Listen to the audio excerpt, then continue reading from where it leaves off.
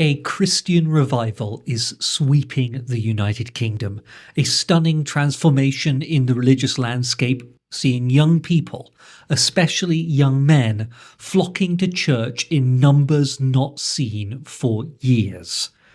As the culture tires of atheistic materialism, the youth are finding meaning again in the traditional faith of their forebears, buying Bibles, praying regularly, and filling pews. Or are they? The purpose of this video is to review the evidence, examining what the data really says about church attendance and religiosity in the United Kingdom. To that end, I have scoured the internet, read reports, scrutinized journal articles, pored over statistical data sets, and devoured blogs.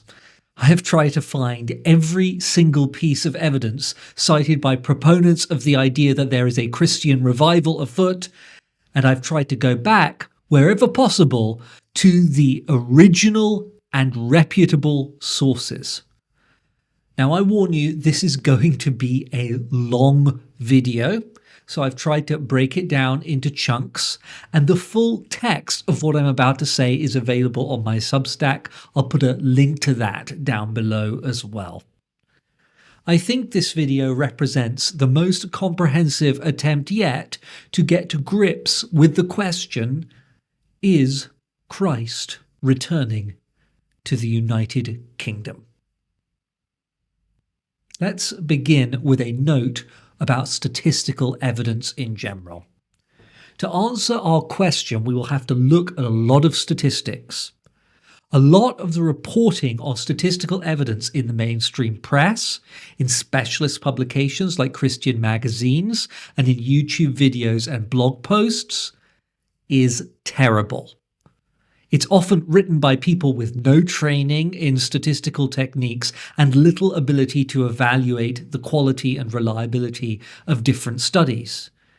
As a result, and as we shall see, this means that the result of statistical surveys are frequently misunderstood and misreported. I have an advantage here. When I was studying for my doctorate at Harvard, because I was doing an interdisciplinary degree, I studied human development, I was required to learn many different research methods, including quantitative methods. That means I learned how to conduct statistical research, how to construct surveys, how to analyze data using statistical programs, how to tease apart different variables, and design effective studies. I even worked for a little while for a research group which performs quantitative studies. So while my primary discipline is philosophy, and that's where I feel most comfortable, I have enough statistical training and experience to at least understand what the studies about religion in the United Kingdom are actually saying, and I hope enough to avoid some of the pitfalls many of those commenting on this issue routinely fall into. This doesn't guarantee I won't make mistakes. Some of the data is quite complex. I'm sure I will have got some of this wrong. But it does mean that you can trust me to look at the data intelligently and honestly. So what are the main sources of data? What is the evidence that there is a Christian revival in the United Kingdom? This question is more difficult to answer than you might imagine or hope, because far too often those who claim that a revival is underway do not cite the evidence they are using to support that claim. Or even if they do refer to evidence, they don't give enough detail to find the actual studies they are referring to. This means that someone like me often has to follow multiple links back to an original source of data, if there is an original source at all. But do not fear. I scoured countless articles claiming there is a Christian revival underway in the United Kingdom, and I think there are 6 main strands of evidence.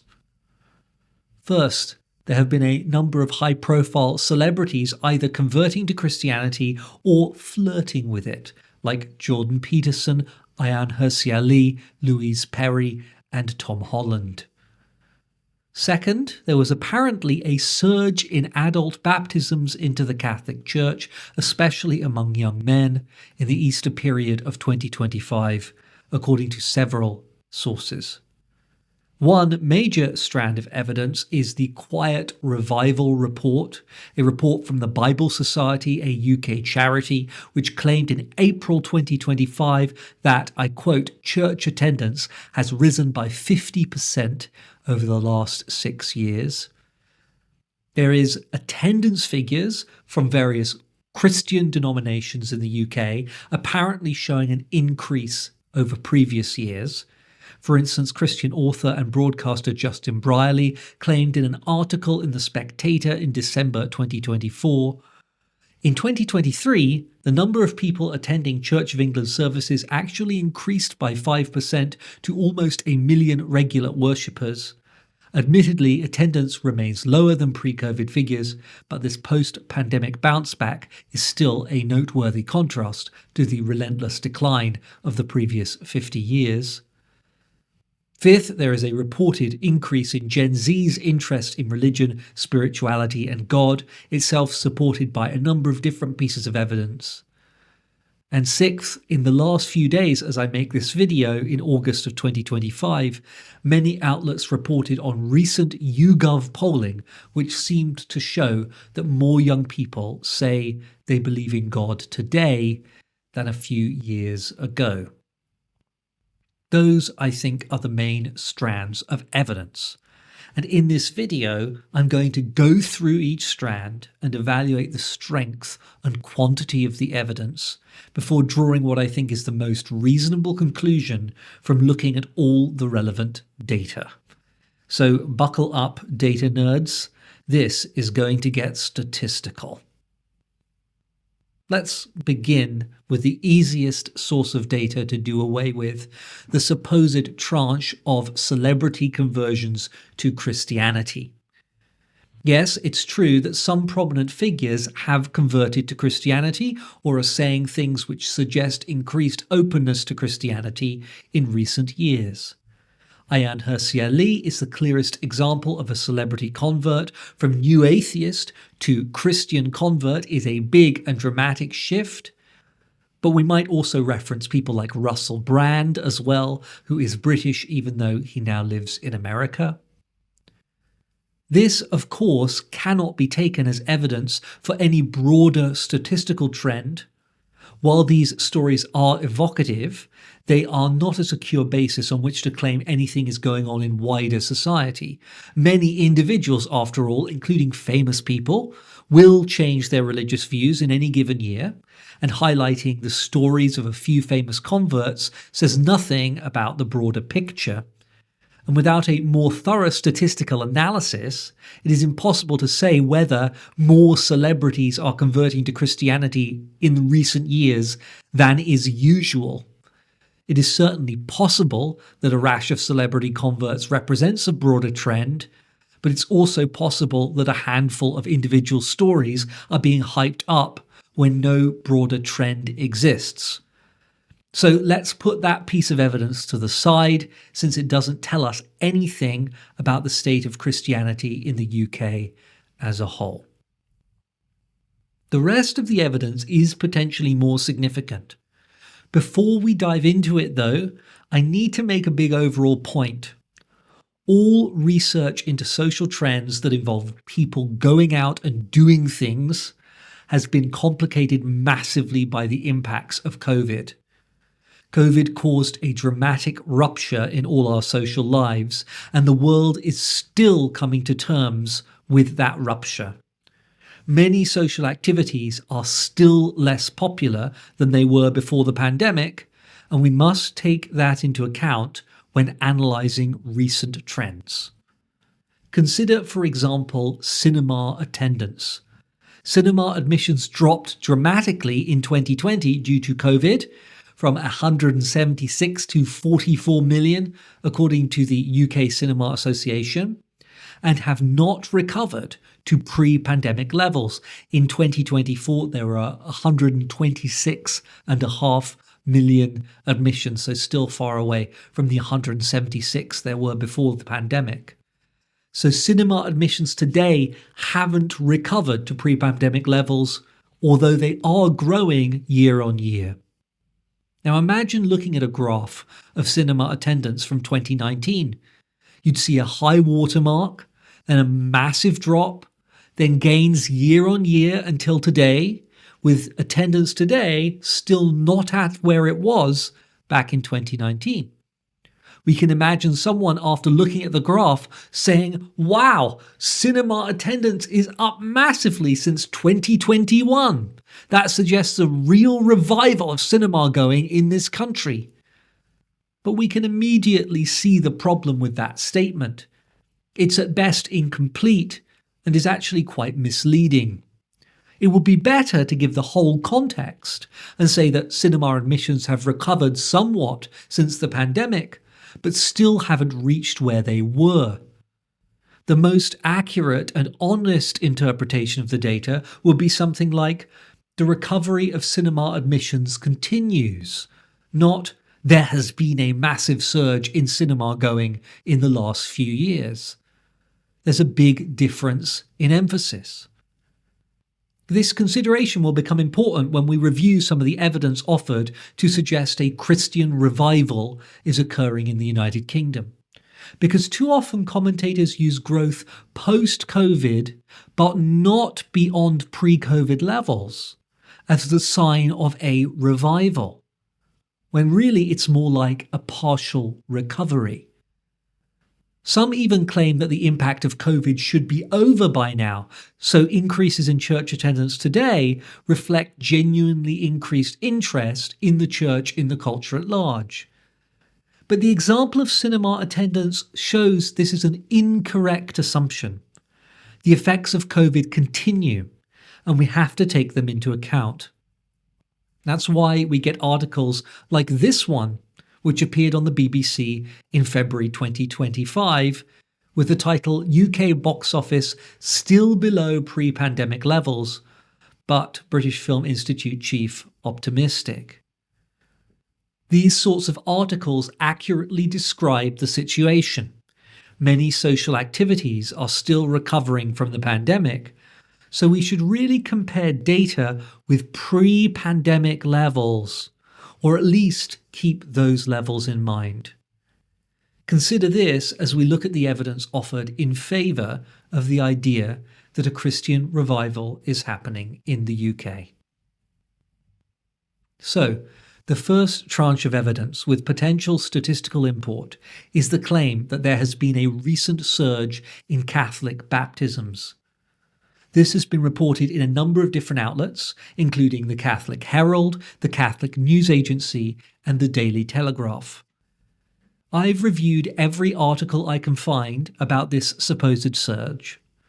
None of them offer a link or citation to concrete data on which the claim is based, or say where they're getting their figures from. The Catholic News Agency does not, nor does the Daily Telegraph article that piece itself links to.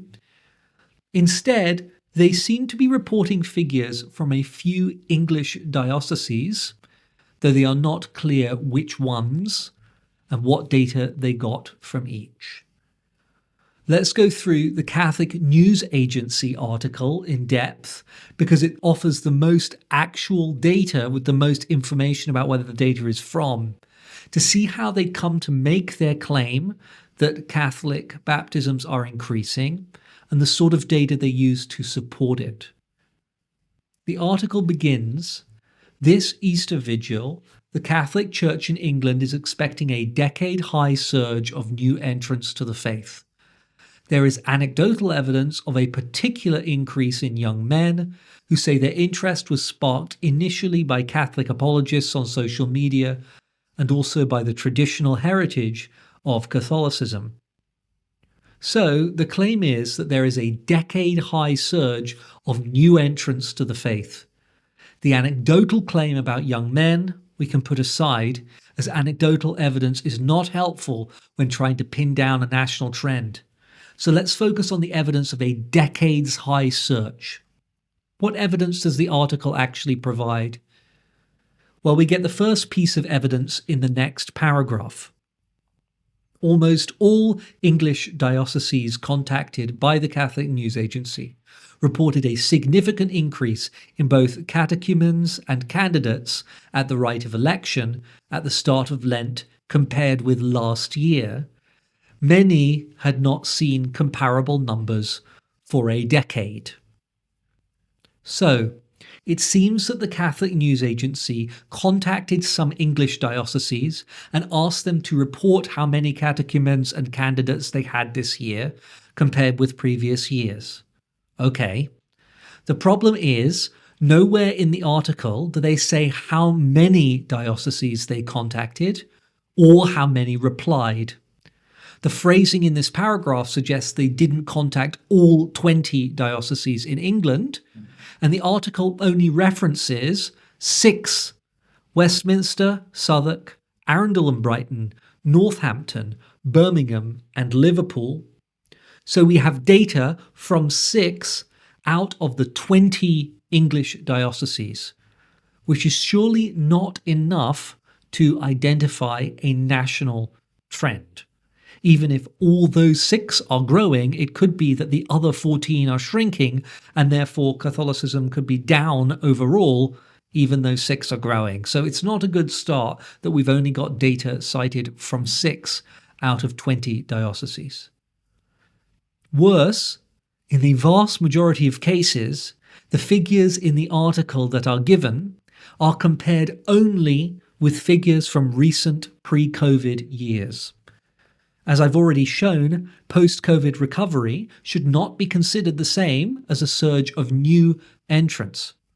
So when we read that the Diocese of Arundel and Brighton on the south coast where I live said it had an increase from 60 catechumens and just under 90 candidates in 2024 to 105 catechumens and 105 candidates this year, we need not be overly impressed, because it is likely that the figures were even higher in 2018 before COVID.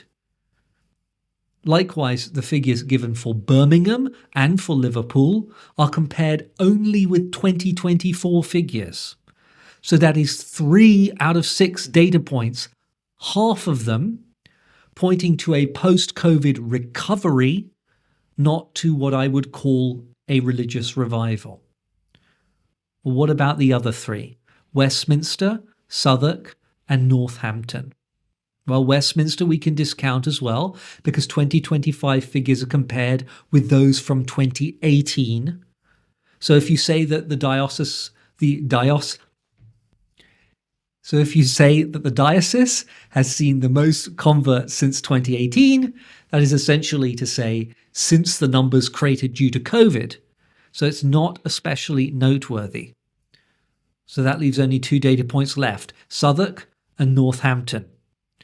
In Southwark, apparently they had the most adults completing the rite of Christian initiation since 2011. Now that does seem like an impressive feat, and actually the first piece of evidence that even speaks to a decades-high surge in entrance, because remember, none of the other pieces of evidence went back a decade, so they can't be evidence of a decades-high surge in entrance, but 2011 is more than a decade ago, so fair enough. But the article notes that the Archdiocese in Southwark has a significant evangelization program. So perhaps that diocese is an outlier due to the specific strengths that it has that others do not. Then the final remaining diocese is Northampton. There the picture is a little more complicated. Here's precisely what the article says. In the Diocese of Northampton, just north of London, there were 38 adult candidates for baptism and 62 for reception. Yearly statistics show that this is a level not seen since 2014, and apart from a surge in the mid-2000s, these levels are historically high. Now, the phrasing there is a little bit ambiguous, but if we untangle it, it reads to me as if there had been a dip in candidates, etc., since 2014, and that 2014 levels have now been reached again, but the levels are not as high as they were in the mid-2000s, because it says apart from a surge in the mid-2000s, these levels are historically high, which is another way of saying these levels are not historically high because they were higher in the mid-2000s. So once you pick it apart, this is actually not especially impressive. And that's it. That's the evidence of a surge in adults entering the church in England. I think you'll agree that the evidence is quite poor. It sounds like all except 2 dioceses in England that article was able to get figures from have not yet recovered to pre-COVID levels, although they are getting there. And that 2 dioceses have done especially well this Easter, with one of them getting back to where they were in 2014, but not back to where they were in the mid-2000s. This is not the stuff evangelistic dreams are made on, to say the least. What's especially important to note here is that none of this data is treated systematically and seriously. There's no attempt to distinguish between post-COVID recovery and genuine growth. There's no proper reporting on the sources of data, how many dioceses were contacted, how the data was gathered, etc. Throughout these articles, anecdotal statements are offered to support the narrative, but the anecdotes are never supported themselves by concrete data. In particular, all the claims that young men specifically are converting are anecdotal. The Catholic Herald's article, with the title "Young Men Lead the Way as Adult Baptisms in UK Surge This Easter," bases the claim about young men entirely on the anecdotal observation of a single archbishop and a single monk in York Oratory. Indeed, the word anecdotal appears 3 times in the Catholic News Agency's article, and it is not a very long article. None of this evidence is sufficient to support the claim that there is any surge in adults entering the Catholic Church in the UK, let alone a decades-high surge, and yet that is how the Christian press is reporting this data. That's worth thinking about carefully. The next source of data is the big one. The report everyone has been talking about, the Quiet Revival Report from the Bible Society. This report has been very influential. It's been widely reported in newspapers, on the radio and television, and discussed ad nauseam online. But what does it actually say, and how reliable are its findings? Let's start with some important background information. The document called The Quiet Revival is a report written by Dr. Rhiannon McAleer and Dr. Rob Barwood-Simmons on behalf of the Bible Society, based on 2 polls conducted by YouGov. So we have 3 contributing entities here, and it's going to be important to pull them apart. So here's a little about each. Doctors McAleer and Barwood-Simmons are researchers who work directly for the Bible Society. Dr. McAleer is Director of Research and Impact at the Bible Society, while Dr. Rob Barwood-Simmons is the Senior Research and Impact Manager at the Bible Society, at least according to his LinkedIn page. They both have legitimate academic credentials. Dr. McAleer has a PhD in Arab and Islamic Studies from the University of Exeter, which perhaps isn't the most directly relevant to quantitative research like that which informs the Quiet Revival report, but she has been in research positions for 2 different charities for more than 10 years now. And Dr. Barwood-Simmons has a PhD in Sociology of Religion from the University of Kent, so has directly trained to do this sort of research. He's also been a tutor at Cambridge, which, as a Cambridge grad myself, scores him extra points. The Bible Society is a charity, a non-profit organisation in the United Kingdom, which exists to disseminate the Bible throughout the world. In their words, "We believe the Bible is God's gift to the world. We want everyone to discover its message for themselves." It is therefore an explicitly Christian evangelistic organization, so we can perhaps expect a built-in bias in favor of research which shows Christianity in a good light. And note that both Doctors McAleer and Barwood-Simmons work directly for the Bible Society. They are not in academic posts at present. And finally, YouGov is, in their words, an international online research data and analytics technology group. Basically, you can hire them to do research for you, and the Bible Society hired them to conduct the 2 polls which became the basis of the Quiet Revival report. The way they work is that they have a panel of people, which in this case is designed to be representative of the UK population, who are remunerated for participating in surveys. You get points basically for filling out a survey. You could trade those points in for goodies. The Bible Society would have worked with YouGov to design 2 surveys, one in 2018 and the second in 2024. Those surveys would have been sent to the panel. The panel responds to the questions online. YouGov will have cleaned up the data a bit to ensure its reliability. And then you have your basic data on which the report is based. YouGov is a very well-respected polling company, and I have no reason to doubt that they carried out their work to a high standard. Those are the 3 major players you have to know about before understanding what's going on with the Quiet Revival report. But we also have to make one further crucial distinction between the data itself and the report that the Bible Society wrote to interpret and explain the data. What YouGov will have provided the Bible Society is a bunch of data about people's responses to the questions they posed. And then the Bible Society took that data and wrote the Quiet Revival report to explain that data. And there is often, when any group interprets data, a gap between what the data says and what people interpret it to mean. And I think this gap is really quite large in the case of the Quiet Revival report. So I'm flagging this distinction up front because I think this is where a lot of the challenges with the report lie. So with that massive preamble out the way, what does the Quiet Revival report say? Here's a quote from the foreword to the report, written by Paul Williams, Chief Executive of the Bible Society, to give you a flavour of its contents and tone.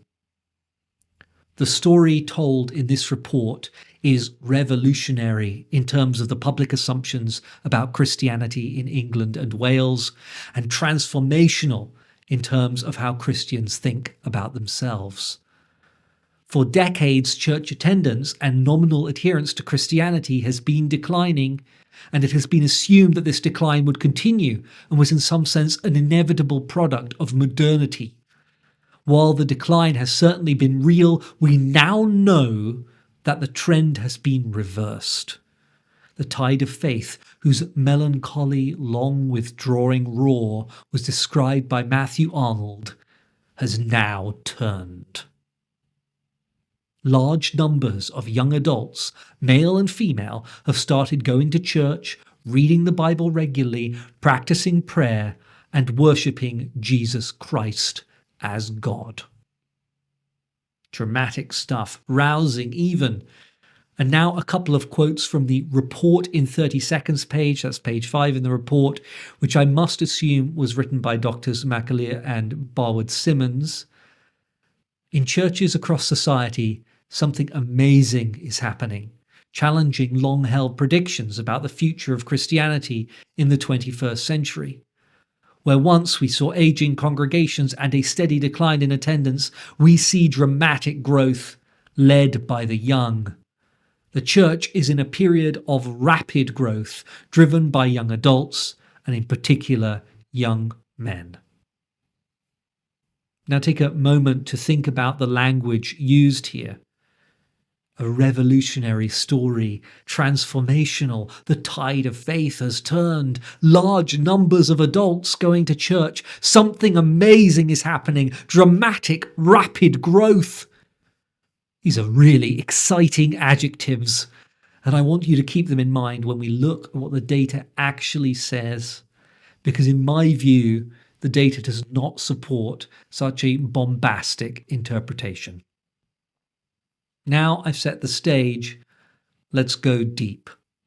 The two major claims made by the Quiet Revival report, which are relevant to the question of whether a Christian revival is happening in the United Kingdom, are these. First, that there has been an increase in the number of people who go to church in the UK since their first survey was conducted in 2018, particularly young people and especially young men.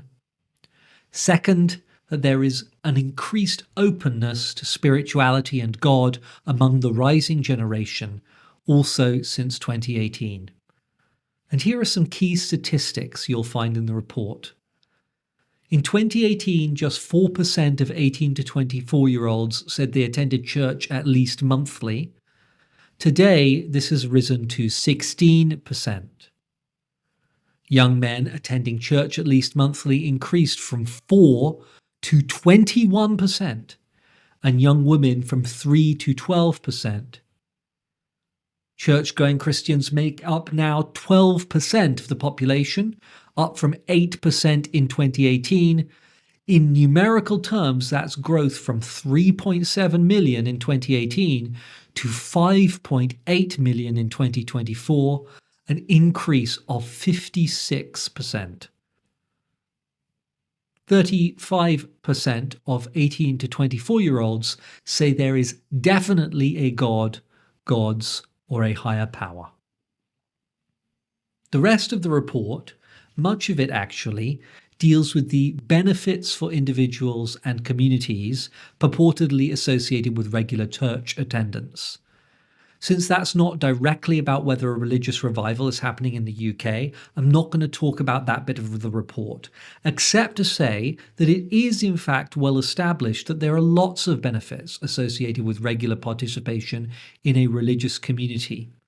Whether those benefits are causally related to congregational participation is disputed, and the effects seem to be more about the benefits of community membership rather than about religious belief, but there are strong associations there, and maybe I'll make another video about that at a later time. With that said, let's look at each of the report's two most important claims in turn. First, the claimed increase in people attending church. The first important thing to note when assessing this claim is that the Quiet Revival's report is based on self-report data. The researchers did not directly count the number of people going to church. Rather, in both 2018 and in 2024, they asked people to say how often they went to church. It is very well established in the sociology of religion that people overstate how often they go to church when talking to researchers. People say they are going to church more than they actually go to church. This is so well known an effect that it is referenced directly in academic articles. In one article from 2011 in Public Opinion Quarterly, for instance, the abstract begins, "It is well established that religious service attendance is overreported on conventional surveys." While that article comes from the USA, this same effect is found in the United Kingdom also. Consider this quote from the British Religion in Numbers website, which was a British Academy research project. It's not just some random blog. "Attendance data based on counts can be more valuable than self-reports of attendance via survey data. People often exaggerate or otherwise misremember their actual attendance." So it's widely accepted within the sociology of religion that people often exaggerate how much they attend church when asked in surveys like the one conducted by YouGov on behalf of the Bible Society. So we should assume that the attendance figures are actually lower than the self-report figures. That would be in line with what decades of such studies have shown. Despite this being a well-known effect, I can find nowhere in the Quiet Revival report where it is mentioned. Instead, people's self-reported church attendance is translated directly into actual church attendance, as this chart from page 16 of the report shows. Notice the caption here. Percentage of age group population who describe themselves as Christians and go to church at least once a month. I think for maximum honesty and clarity, that caption should say, percentage of age group population who describe themselves as Christian and say they go to church at least once a month. Because we know people tend to overstate their church attendance, and because actually the report did not verify whether that church attendance was accurate, the report should make the distinction between self-reported attendance and actual attendance throughout, and not directly translate a claim about church attendance into a reality about church attendance. This overstatement effect is very briefly mentioned in an FAQ subsequently published on the Bible Society's website. The FAQ says it's possible people overestimate their attendance and what they report to us is more aspirational. Nonetheless, this does not mean they are lying, and they answer the rest of the survey just as active Christians would be expected to do, and any of these effects would have been present in 2018 as well as 2024. This is, I think, an understatement of the problem. The social scientific consensus is not that it is possible that people will overestimate their church attendance, but that it should be assumed that people will overstate rather than understate their actual church attendance in any survey of this type. And I think the Bible Society should be honest about that, putting that information in the actual report so readers can be fully informed. This is especially important because the media commentary on studies like the ones which inform the Quiet Revival report is often very poor. So it is critical that readers are given the full information. When the distinction between self-reported attendance and actual attendance is not maintained, further reporting on the data can be affected. For instance, the Catholic Herald article we explored earlier includes this quote about the Quiet Revival report. The Bible Society found that church attendance in the UK since 2018 had increased by 55%. Of course, they found no such thing. They found that the attendance people claimed had increased that amount, and that distinction really matters. The failure to highlight the extent to which people are known to overstate their church attendance is a real problem with the Quiet Revival report and undermines its conclusions and its credibility. However, the Bible Society is correct to point out, as they do in their FAQ, that they are comparing results from their 2024 survey with results from their earlier 2018 survey. And so they argue if people are overstating their church attendance in 2024, they would have been doing so in 2018 too. And since what they are interested in is the difference between the two outcomes, that difference is still relevant, even though people in general overstate their church attendance. This response is partly true, but incomplete. It is correct to say that people were likely overstating their church attendance back in the 2018 survey too, and you can draw inferences from the change in the responses, even if people overstate their attendance in both surveys. Although I can't, by the way, find anywhere the Bible Society acknowledged the overstatement problem back in 2018.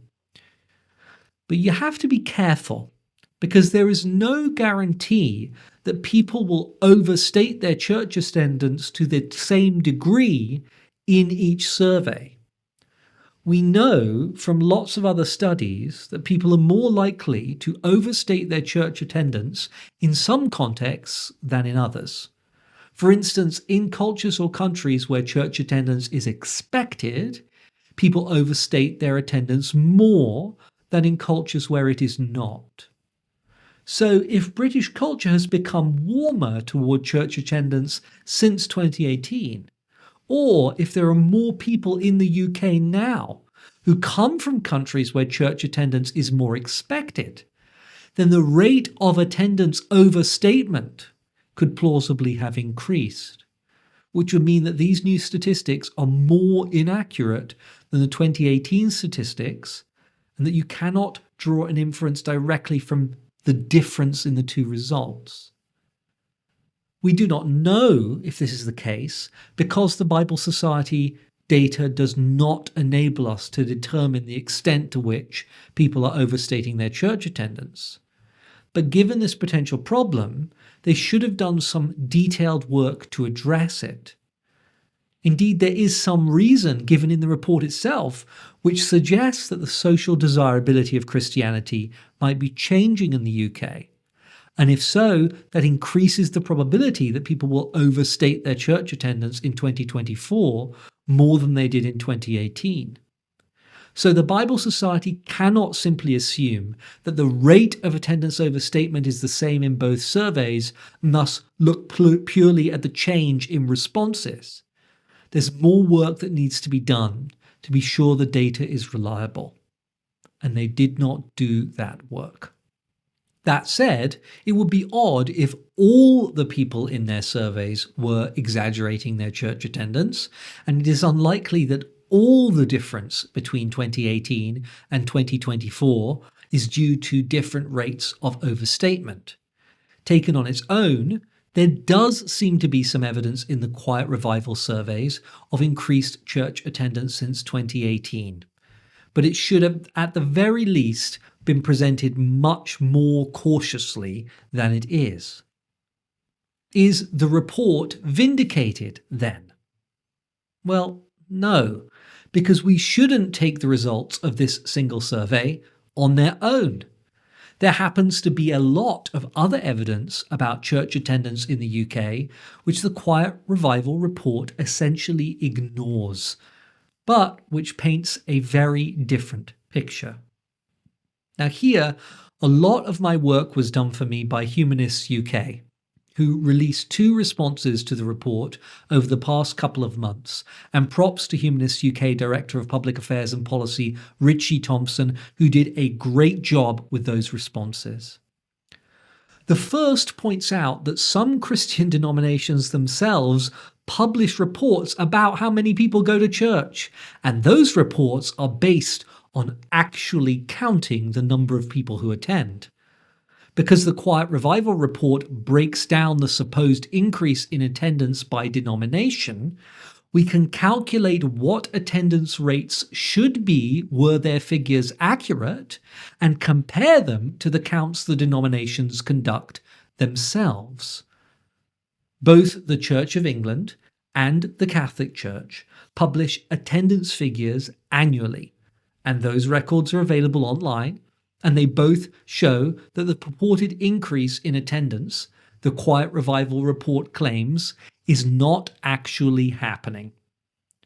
As Humanists UK correctly relates, the most recent report from the Church of England in 2023 records this measure of monthly church attendance as going down from 1.1 million in 2018 to 1 million in 2023.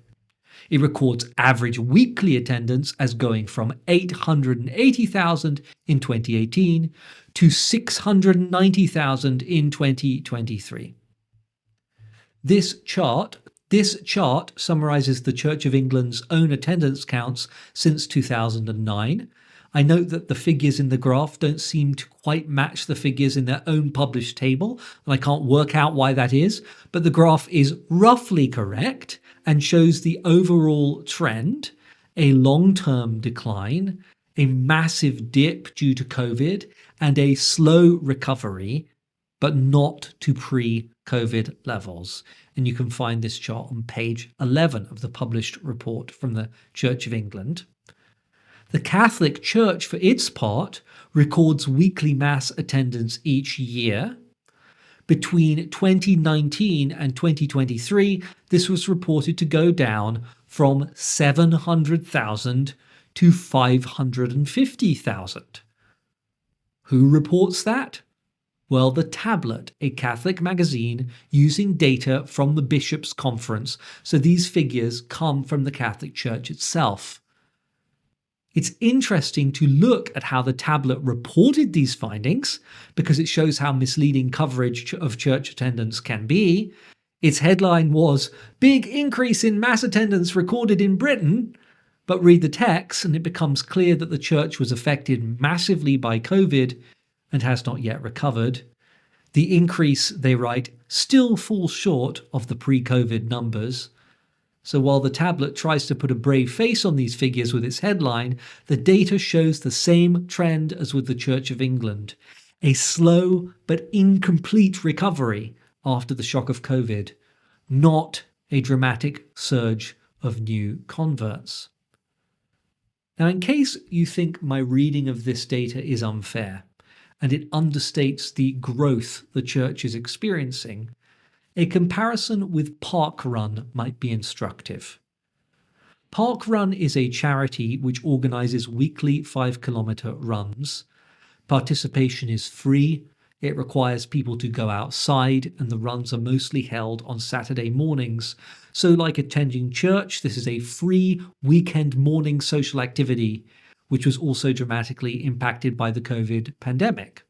And bonus, because each runner has to register and gets a time after they finished, statistics for how many runners participate each week are available online, and thanks to the excellent website elliotonline.com for collecting years of parkrun data, enabling us to see just how the pandemic affected participation.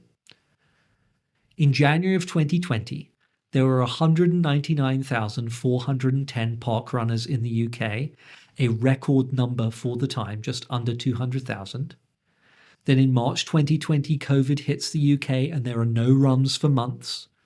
Then in July of 2021, parkruns pick up again, recording 98,651 participants in the first big one after the UK reopened, so they're about half of where they were in January 2020. Then there's a steady increase in participation as social activities recover after COVID until in January 2025, the numbers reach pre-pandemic levels. And by August 2025, there were 211,000 runners, a new record higher than before COVID. And you can see that trend in a graph published in March of 2025 by the Parkrun Stats Geek group on Facebook. Yes, there is a Parkrun Stats Geek group. I love people. Now, this is what it looks like when a social event successfully fights back after COVID and demonstrates genuine growth. It takes a few years to get back to where it was, then it exceeds where it was. And in that sense, Parkrun is truly growing in a way that neither the Church of England nor the Catholic Church in the UK are, according to their own figures. Over roughly the same period, neither the Church of England nor the Catholic Church record anything like the attendance figures we would expect were there really a revival of church attendance going on, and were the Quiet Revival report true.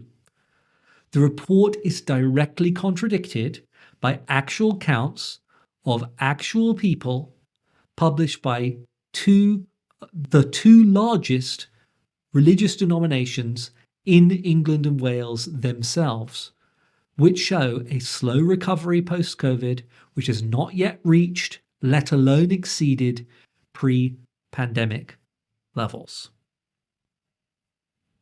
The second Humanists UK response to the Quiet Revival report points to further data which undermines the conclusions. They note that a different YouGov survey conducted by the British Election Study at around the same time found that even self-reported church attendance is actually declining in the UK. In the 2024 BES study, only 6% of people said they were both Christians and attended church at least monthly, which was down from 8% in 2015. By contrast, the Quiet Revival report said that 12% of people said they're both Christians and attend church at least monthly, up from 8% in 2018. As Humanists UK and David Voas, the Emeritus Professor of Social Science at University College London, both aver, the fact that two polls asking a similar question over a similar time period conducted by the same polling agency should display such different results demonstrates that we cannot rely upon these sorts of methods to determine church attendance accurately. And worse, there is yet more data that undermines the conclusions of the Quiet Revival report. Professor Voas points out that the British Social Attitudes Survey shows that the share of adults in England and Wales who said that they were Christian and went to church at least monthly fell by nearly a quarter, from 12.2% to 9.3% between 2018 and 2023. And for various methodological reasons, he considers this the best and most reliable source of data on such matters. So here we have no less than 4 different sources of data that directly contradict the conclusions of the Quiet Revival report. Attendance accounts from the Anglicans and the Catholics themselves, which do not show a revival, a similar poll by the same polling agency YouGov, which found that reported church attendance is going down, and a different survey with a more reliable research method, which also found that reported church attendance is going down. To summarize these results for you in an easily digestible way, the Quiet Revival study found that in 2018, 8% said they were Christian and attend church monthly or more. But in 2024, 12% said the same, a reported attendance increase of 4 percentage points. The count conducted by the Church of England themselves found the worshipping community, that's those who attend church once a month or more, was 1,114,000 in 2019, but in 2023 was 1,007,000. A counted attendance of down 107,000. The Catholic Church count found in 2019 weekly Sunday Mass attendance was 701,902. In 2023, weekly Sunday Mass attendance was 503,308. So that is down 198,594. And the British election study, in 2015, 8% say they are Christian and attend church monthly or more. 2024, 6.6% say they are Christian and attend church monthly or more. Reported attendance down 1.4 percentage points. And finally, the British Social Attitude Survey, the one Professor Voas thinks is the best. 2018, share of adults in England and Wales who said they were Christian and went to church at least monthly, 12.2%. 2023, share of adults, etc., 9.3%, a reported attendance decrease of 2.9 percentage points. I know that's a lot. Honestly, it's a wealth of evidence from different sources, including formally published counts from Christian denominations themselves and surveys conducted from around the same time using similar methods, and even by the same polling company that conducted the Quiet Revival study, which directly contradicts the Quiet Revival data. This is why a number of Christian commentators have suggested that the self-reported church attendance found in the Quiet Revival study is unlikely to be accurate. Christian author Christian Gasson, who we will encounter again later, said in a YouTube video discussing the Quiet Revival report that young people claim to be attending church, but clearly they are not, while the Church Mouse blog, which is a blog that writes about Church of England stuff in the UK, and the authors are Christian. While Mouse would love to believe that people are flocking back to church, it simply didn't fit with the data we have from every other reliable source. And in fact, the Church Mouse blog also has a good analysis of the Quiet Revival study and why it might have produced such anomalous results. The link to that will be with all the links down below. In addition, and this is the thing that really personally frustrates me, all of this contradictory evidence was available to the authors of the Quiet Revival Report themselves. They could have compared their findings with the published counts from the Church of England and the Catholic Church. They could have considered the BES and BSA polls and thought about why their results didn't match. They could have written a thorough, responsible, intellectually engaged report on the state of the Church in the UK. But they didn't. The authors of the Quiet Revival Report did not do the basic work of comparing their findings to other publicly available data in the attempt to provide a full and accurate picture. Instead, they ran with their wildly out-of-step findings without considering other data which undermines their preferred narrative.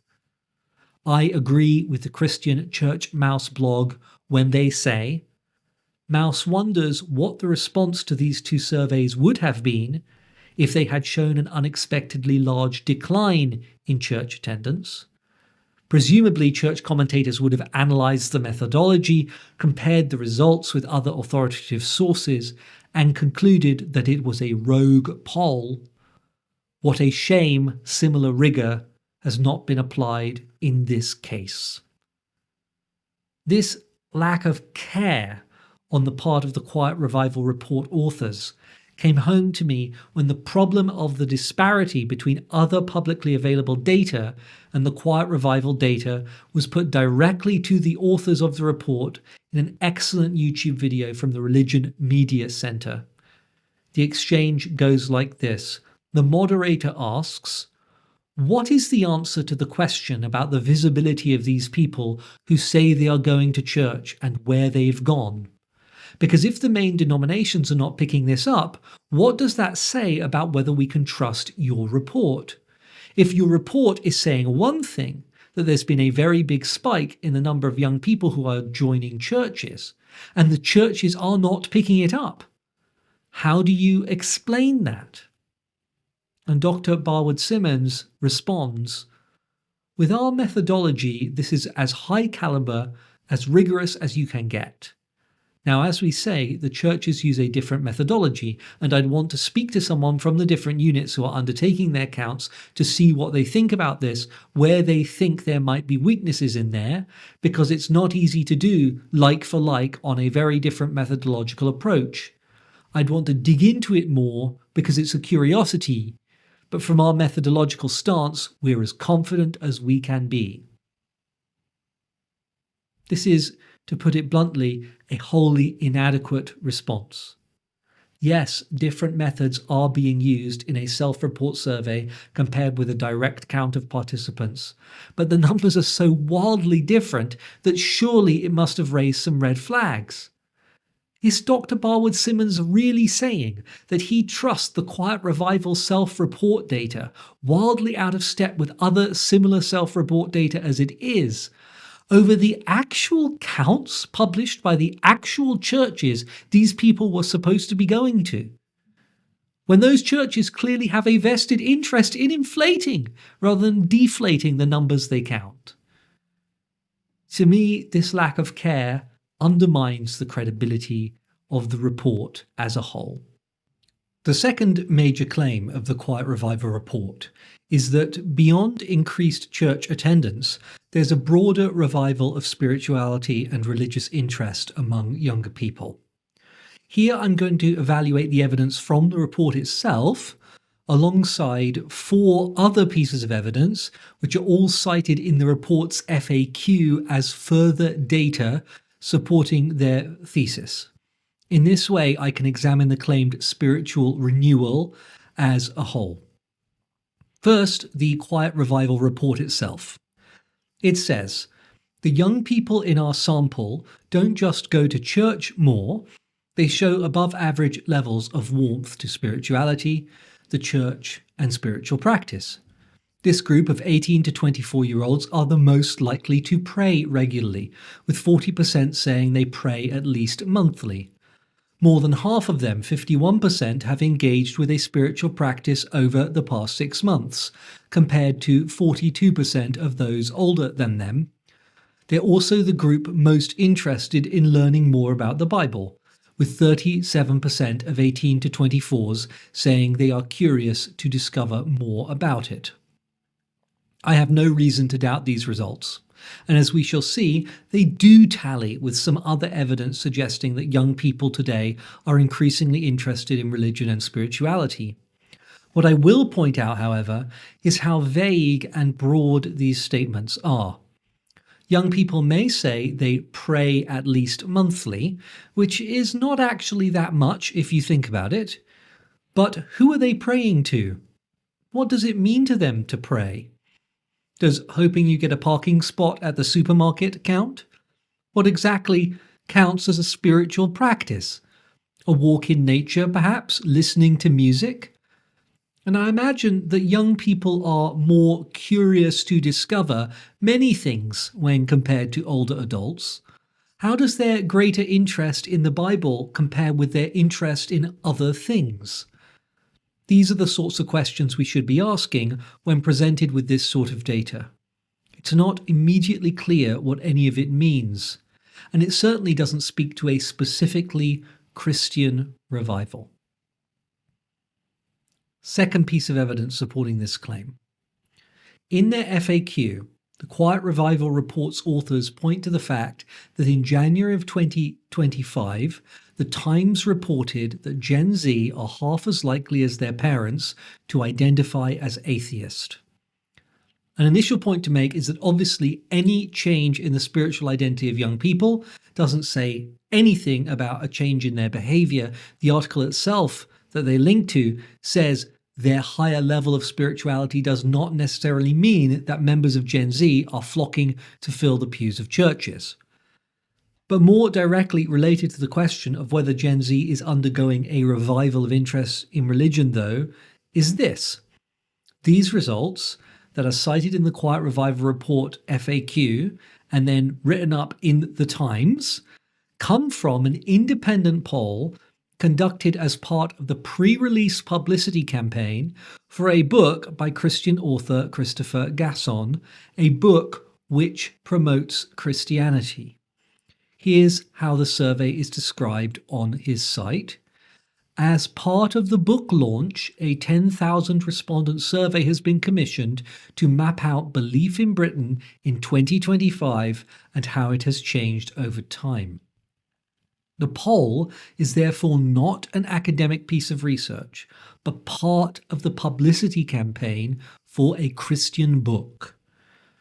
Furthermore, the report about that poll, available on the book's website, it's called Belief in Britain, gives very little information about the sample, the questions asked, or any of the important pieces of information we would need to determine how reliable its conclusions are. In short, this poll and its results are not presented rigorously, and this should give us pause, in my view, until we can get more information about the survey that this data is based on. We should treat it with extreme caution. Third piece of evidence. The Quiet Revival FAQ states that YouGov's Belief in God tracker suggests a dramatic change in belief patterns among young adults over recent years.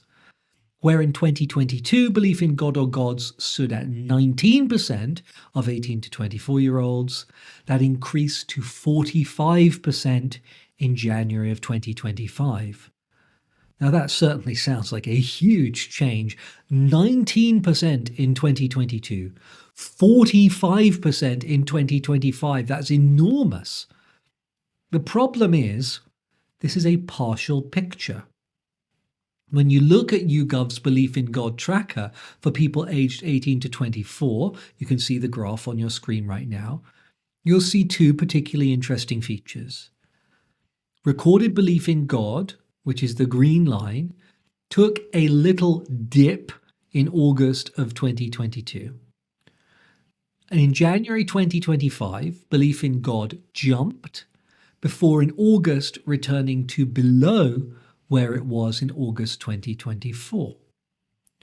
Now, to give the Bible Society their due, they did not have the benefit of the latest August 6th poll results when they wrote their FAQ. It was published, as far as I can tell, in July. Nonetheless, looking at the data as a whole shows you just how much it fluctuates over time. Belief in God among 18 to 24-year-olds goes from 39% in August 2024 to 45% in January 2025 to 37% in August 2025. These are notable differences in a short time, and there are other similar fluctuations.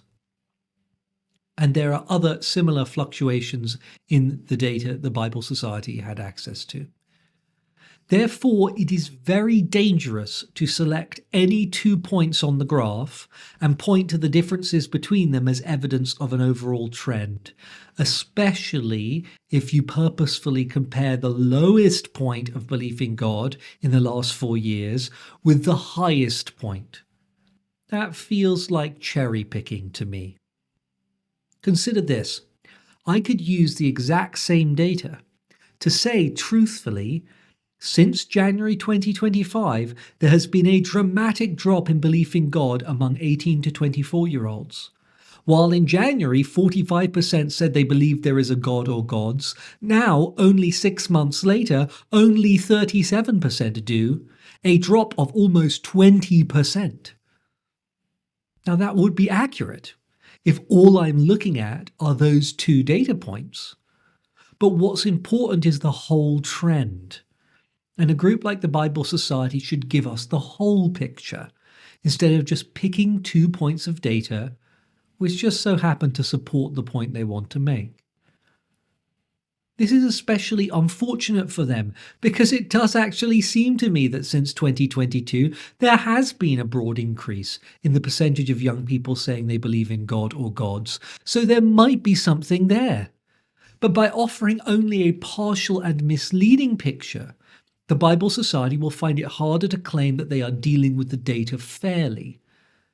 It would be more accurate and honest to say something like, rates of belief in God among young people, as measured by YouGov, fluctuate significantly between polls. However, there does seem to be a trend by which, since August 2022, more young people say they believe in God or there are gods. Yes, that is more wordy. Maybe it's more nerdy, but it's also more accurate, and we should strive for accuracy in these matters. The fourth piece of evidence. The Quiet Revival FAQ says that the Times reported on research earlier in the year, before the release of our report, of a significant rise in Bible sales driven by Gen Z in particular. Now, this is an odd one. The link the Bible Society offers in its FAQ doesn't lead to the article they reference. But I am a good sleuth, and I found it nonetheless, and it's written by the excellent religious affairs correspondent for the Times, Kaya Burgess. I may be biased by the fact that he wrote a very nice article about me, link down below. And it turns out that these numbers come from SPCK, a publishing company. What does SPCK stand for, I hear you ask? Why, the Society for Promoting Christian Knowledge, which in its own words is the biggest independent Christian publisher in the UK and a UK-based Christian charity. So perhaps it's not the most reliable source for information about Bible sales, though let's be fair to them and see what data they offer. As for the research SPCK conducted, as far as I can tell, they just accessed Nielsen BookScan data to look at UK Bible sales. Fair enough. But sadly, they don't offer any way to access that data at all, so I cannot verify their claim or even see exactly what they compared, so it's difficult to draw any conclusions. Given that SPCK might reasonably be viewed as a biased source, they should be transparent and publish the data on which they base their reporting. But they don't. Furthermore, SPCK claims that This dramatic rise in Bible sales highlights a renewed interest in Scripture driven largely by Generation Z, a group once considered distant from traditional religion. But they don't cite any evidence at all about Gen Z's book buying habits in particular. What we are looking for here are direct, age-stratified data from a reputable source like Nielsen BookScan data broken down by buyer age to show that Gen Z in particular are buying more Bibles. But SPCK don't give us any. This part of the argument seems to be an inference based on SPCK's belief that Gen Z are becoming more spiritual and not something based on hard data. And here we see how these narratives feed themselves like the Ouroboros. SPCK reads the Quiet Revival report and comes to believe Gen Z are more spiritual. Then they attribute increased Bible sales to Gen Z, and then the Quiet Revival people use that as further evidence Gen Z are becoming more spiritual, and around it goes. That said, I was able to track down some more reliable and independent evidence suggesting that Bible sales have increased in the UK. There is an article from The Bookseller from July 2024, which claims that Christianity might be on the decline in the UK, but the Word of God is selling better than ever. As a trade publication, The Bookseller will have access to BookScan data, and the article predates the SPCK research. And for those reasons, I'm happy to believe that there is indeed an uptick in Bible sales in recent years, though I don't see any direct evidence that it is young people who are buying them.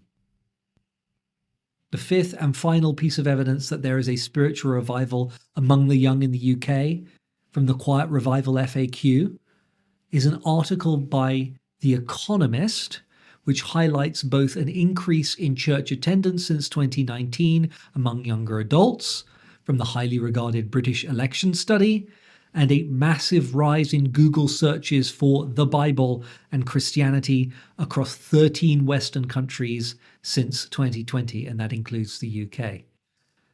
Now, there are lots of things that are interesting in that Economist article. I read The Economist weekly. I strongly recommend you do so too. But the most salient bit is a chart taken from an analysis of the British election study, suggesting an uptick in church attendance among young people since 2019. It's worth noting first, as we have seen, that that same source shows an overall decrease in church attendance in the UK. So it's interesting that the Bible Society should cite this data here, suggesting they believe it to be reliable, when in aggregate it speaks against their hypothesis that a Christian revival is occurring in the UK. But in any case, I looked at the British electoral study data myself, and I couldn't quite replicate The Economist's findings. And this took hours because the BES website is really fiddly.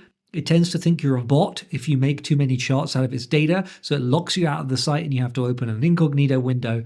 The things I do for you to get this data.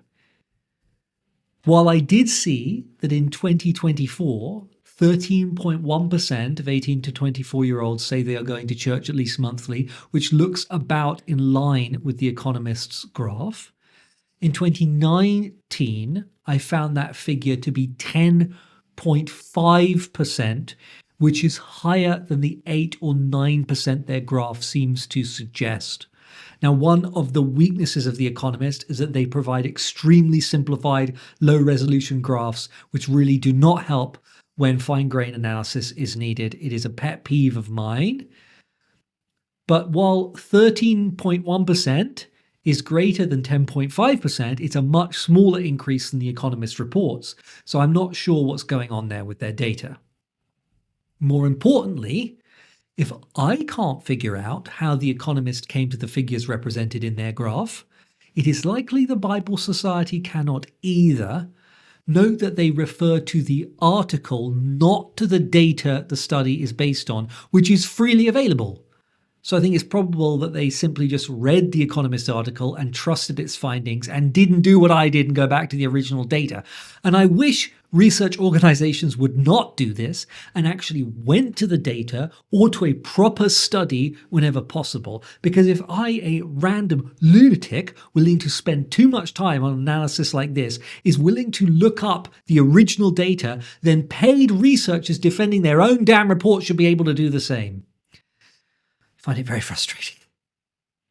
But that said, the data The Economist cites does seem to show a modest increase in the percentage of young people who report attending church monthly, along with an increase in popularity of the Google search terms Christianity and the Bible, even if that same data shows an overall decline in church attendance, and even if the increase in young people's church attendance recorded is not as large as The Economist suggests that it is. And I should say, again, this is reported church attendance, self-reported church attendance. They've got me doing it now, aligning the two. It's important to keep those separate.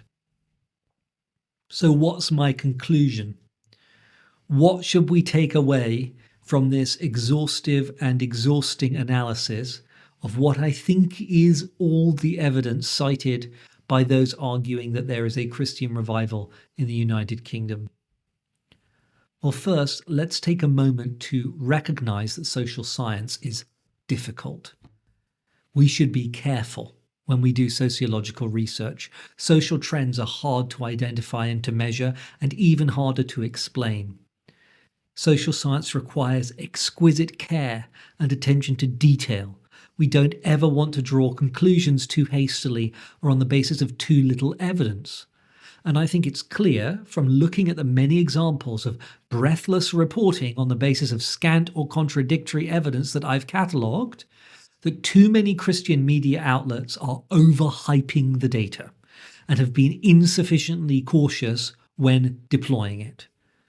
This poisons our public conversation because it makes it more difficult for the public to understand what's really going on and doesn't effectively educate people regarding the evidence it has and the processes we use to help us understand what's going on. That said, I think it's possible to draw a few conclusions, and here is where I'm going to nail my colours to the mast and take a bit of a risk, saying what I think is the best interpretation of all this data. I could be wrong, though, and none of the data necessitates this interpretation. It's just the best I can do given the data that we have. First, I think it is premature to conclude that anything like a Christian revival is occurring in the United Kingdom at present. Most of the evidence suggests that church-going is recovering after COVID, but unlike some other social activities like parkrun, it has not recovered to pre-COVID levels. The year-on-year increase in church attendance that some denominations are seeing are likely the result of post-COVID recovery and not the result of influxes of new converts.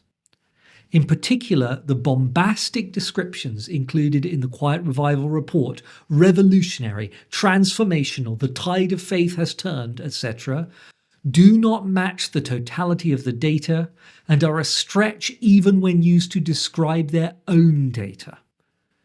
Researchers, reporters, and public advocacy organisations should be much more careful when discussing evidence of this sort, and I am frustrated and disappointed by some of the cavalier and inaccurate reporting I have encountered as I have pursued this research.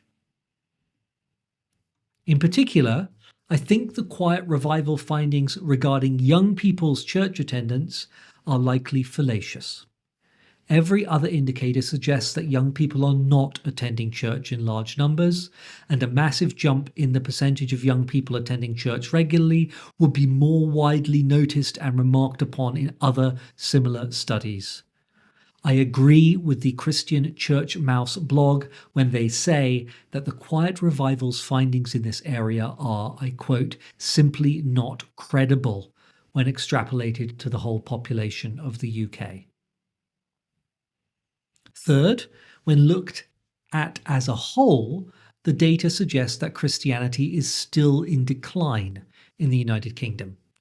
The Church of England accepts, for instance, that while they are recovering after COVID, not only have they failed to reach pre-COVID levels of church attendance, but attendance is below where a trend line would predict had COVID never happened. Furthermore, evidence from the Quiet Revival report itself suggests a continued decline in Christian affiliation, including amongst the young. Their survey found only 39% of people identify as Christians today, an even lower percentage than in the 2021 census, which found 46.2% of people identified as a Christian. If accurate, that would actually make the Quiet Revival's data a historically low watermark for Christian identification in the UK. And that figure was even lower among those aged 18 to 34, at 29%. At the same time, something clearly has changed. There is enough evidence from converging sources, I believe, to suggest that younger people are indeed more open to religion and spirituality than some older generations, and that this includes Christianity. There is evidence that a small number of young people, particularly young men, are becoming extremely fervent supporters of some quite conservative forms of Christianity. And there is clearly a renewed cultural confidence among Christian commentators and organizations, partly evidenced by the rapturous response to publications like The Quiet Revival. This shift in the cultural landscape could itself partly explain increasing levels of claimed church attendance, as young people experiment with an increasingly salient signifier of political and cultural allegiance. Exploring the contours of this cultural shift would take me beyond my purposes in this post, which was to extensively examine every piece of evidence I could find pointing to a potential Christian revival in the UK. But I will say that the shift in the cultural landscape is real and provocative, and is, I think, related to broader political and economic concerns. I believe it to be related intimately with right-wing and traditionalist politics, and to have some baleful political implications. It is therefore a challenge humanists like myself cannot afford to ignore. I will dig into that in a later video, but for now, there is no Christian revival in the UK, but some spiritual shift is afoot. We have yet to see where these changing religious winds might take us, but I fear it will be nowhere good. I'm James Croft. This has been Deep Humanism, and if you made it all the way to the end of this video, surely that's worth a like and subscribe.